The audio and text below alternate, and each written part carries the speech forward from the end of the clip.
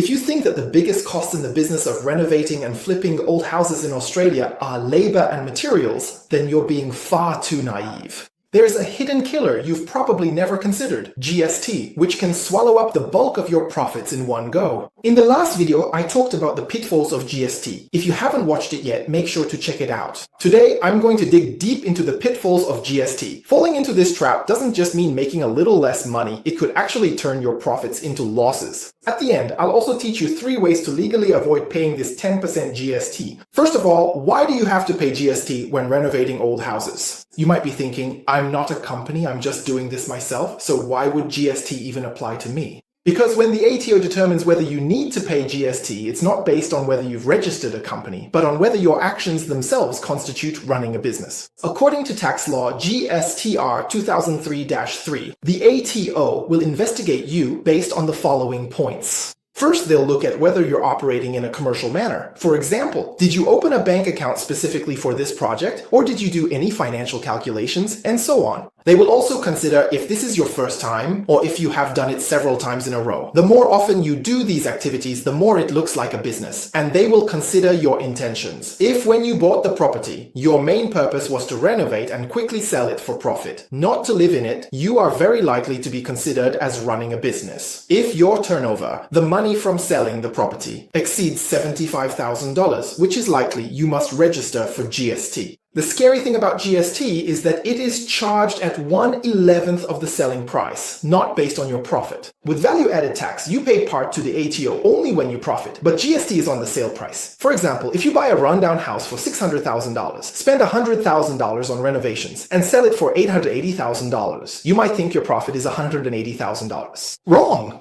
If you have to pay GST, the ATO considers 1/11th of the $880,000 sale price as GST, which is $80,000 you must give to the ATO. Your profit drops from $180,000 to $100,000. Doesn't that make you want to scream? If you made $50,000 in profit but owe $80,000 in GST because costs weren't controlled, don't you go from profit to loss instantly? How can you avoid paying GST? Here's the key point of the video. The first method is to convince the ATO that you are not running a business. The core idea is to prove that this is a one-off transaction, not an ongoing business. In reality, everyone knows this is extremely hard to prove. For example, if someone renovates several houses in a year, it's obvious they're running a business. There's no way to get around that. So what can you do? No worries, there are loopholes in the tax law. The prerequisite for paying GST is that your renovation must be a substantial renovation, meaning a major renovation. The tax law clearly defines this. As long as your renovation does not affect the entire house, it does not count as a substantial renovation. The law even thoughtfully gives you an example. I've included a screenshot here.